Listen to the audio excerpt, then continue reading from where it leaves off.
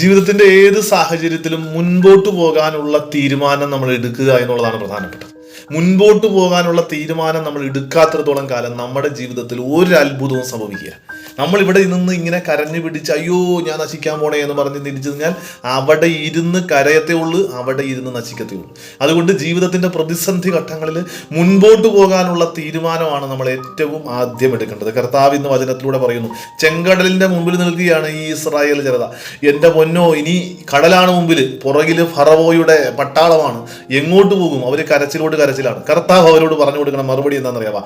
കർത്താവ് മോശയോട് പറഞ്ഞു, നീ എന്തിന് എന്നെ വിളിച്ച് കരയുന്നു? മുൻപോട്ട് പോകാൻ ഇസ്രായേൽക്കാരോട് പറയുക, മുൻപോട്ട് പോവുക. മുൻപോട്ട് പോയപ്പോൾ എന്താ സംഭവിച്ചത്? ചെങ്കടൽ രണ്ടായിട്ട് അവരുടെ മുമ്പിൽ മാറി നിന്ന് കൊടുത്തു. അവർക്ക് അതിൻ്റെ നടുവിലൂടെ അവർക്ക് ചെങ്കടൽ കടക്കാൻ പറ്റി. മുമ്പോട്ട് പോകാനുള്ള തീരുമാനം നമ്മൾ എടുക്കാത്തിടത്തോളം കാലം നമ്മുടെ ജീവിതത്തിൽ ഒരു അത്ഭുതവും സംഭവിക്കാൻ പോണില്ല, ഒന്നും സംഭവിക്കാൻ പോണില്ല. നമ്മളാണ് ആദ്യം തീരുമാനം എടുക്കേണ്ടത്, മുൻപോട്ട് പോകാനുള്ള തീരുമാനം.